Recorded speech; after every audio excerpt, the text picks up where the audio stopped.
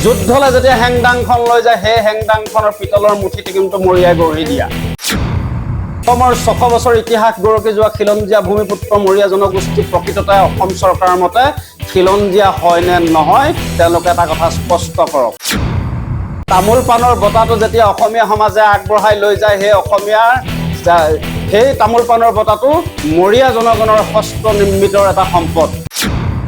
তেনে এটা জনগোষ্ঠীক উপলঙা কৰি যদি আমাৰ এই স্মাৰকসমূহ যদি তেওঁলোকে আখৰে আখৰে পালন নকৰে মই পুনৰবাৰ কৈছো অসমৰ 14খন জিলাৰ 88খন গাঁৱত বিজেপিৰ প্ৰৱেশ নিষিদ্ধ কৰিব অসমৰ 600 বছৰ ইতিহাস গৰকি যোৱা খিলঞ্জীয়া ভূমিপুত্ৰ মৰিয়া জনগোষ্ঠী প্ৰকৃততে অসম চৰকাৰৰ মতে খিলঞ্জীয়া হয় নে নহয় তেওঁলোকে এটা কথা স্পষ্ট কৰক যুদ্ধলে যেতিয়া হেংদাংখন লৈ যায় সেই হেংদাংখনৰ পিতলৰ মুঠিতে কিন্তু মৰিয়াই গঢ়ি দিয়া তামোল পানৰ বটাটো যেতিয়া অসমীয়া সমাজে আগবঢ়াই লৈ যায় সেই তামোল পানৰ বটাটো মৰিয়া জনগণৰ হস্ত নিৰ্মিতৰ এটা সম্পদ গতিকে তেনে এটা জনগোষ্ঠীক উপলঙা কৰি যদি আমাৰ এই স্মাৰকসমূহ যদি তেওঁলোকে আখৰে আখৰে পালন নকৰে মই পুনৰবাৰ কৈছো অসমৰ 14খন জিলাৰ 88খন গাঁৱত বিজেপিৰ প্ৰৱেশ নিষিদ্ধ কৰিব আহোম ৰজাৰ ৰাজত্ব কালৰ পৰা অসমত বসতি কৰা জনগোষ্ঠী যে পিতল শিল্পৰ লগত বিশেষ কৰ্ম হিচাপে বৃত্তি হিচাপে লৈ আগবাঢ়িছিল সেই পিতল শিল্প আজি মৃতপ্ৰায় অৱস্থাত তাক পুনৰুজ্জীৱন কৰাৰ ক্ষেত্ৰত অসম চৰকাৰক বহুবাৰ আমি যুৱ ছাত্ৰ সন্থা আৰু পিছপৰা সন্থা স্মাৰক পত্ৰ দিয়াৰ পাছতো অদ্যপৰিমিত চৰকাৰখনে কিন্তু কেৰেপ কৰা নাই মৰিয়া জনগোষ্ঠীটোৰ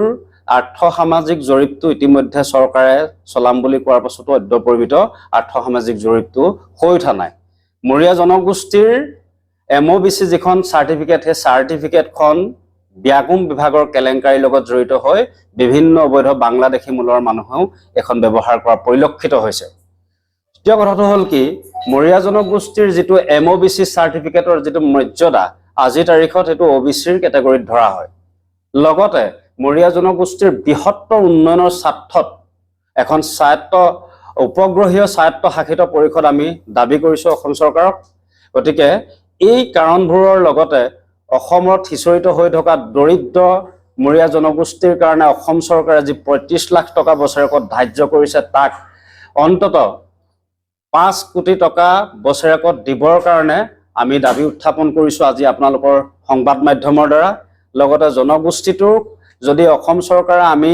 আজিৰ পৰা কেইটামান দিনৰ আগতে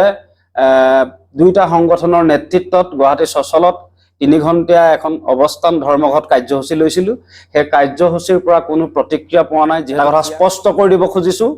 অসম চৰকাৰে যদি এই অৱহেলিত দৰিদ্ৰ জনগোষ্ঠীটোক যদি মাহিয়াৰ চকুৰে চোৱাৰ পৰিলক্ষিত হয় আমি যিখন স্মাৰক পত্ৰ